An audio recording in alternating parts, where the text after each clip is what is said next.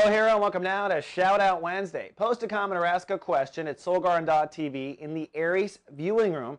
I'll do my best to answer 1 week later. Well, it's cloudy today for the heroes, but nesting and resting. In fact, the moon is ruling the sun, so emotions take precedent today. And with the moon in Cancer, your emotional precedent will be your own survival. This is the area of home, family, what I call foundation, the potting soil of your soul garden. So for the next 48 hours, you might be a bit grumpy if you're not taking good care of yourself. That's eating right and sleeping right. And you'll also be emotionally sensitive to the relationships in your family and perhaps doing a little processing of early childhood issues. I'll talk more about that in a couple minutes.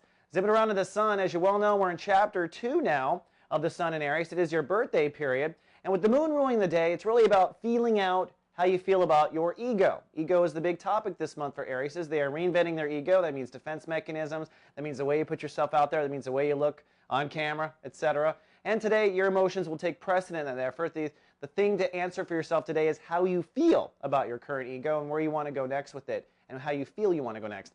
Then lastly, I have to point out, remember yesterday, the Mars-Saturn opposition. Well, today Mars is showing that breakthrough action will lead to breakthrough. Now, this may be an action revolving around something very deep in your life because Mars is in the house of subconscious. And what Aries are using Mars to do right now is weed their soul garden. So if there's something you can do to end an early childhood issue or some sort of sabotage behavior that you have, you should in fact end it. And remember, with Mars in the 12th house, you are prone to accident if you ignore these lessons right now, hero.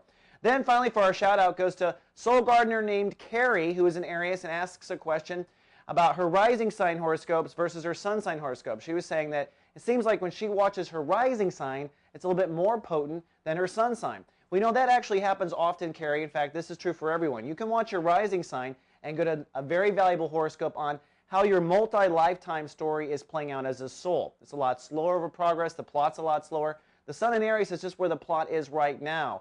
And it kind of depends on the soul, but sometimes we really just let our plot in the moment play us out, and sometimes we work on our lifelong story. So that's probably the answer. You're working more on your multi-lifetime story. All right, that's all we have for Shout Out Wednesday. See you folks tomorrow with more. Live, love, be. So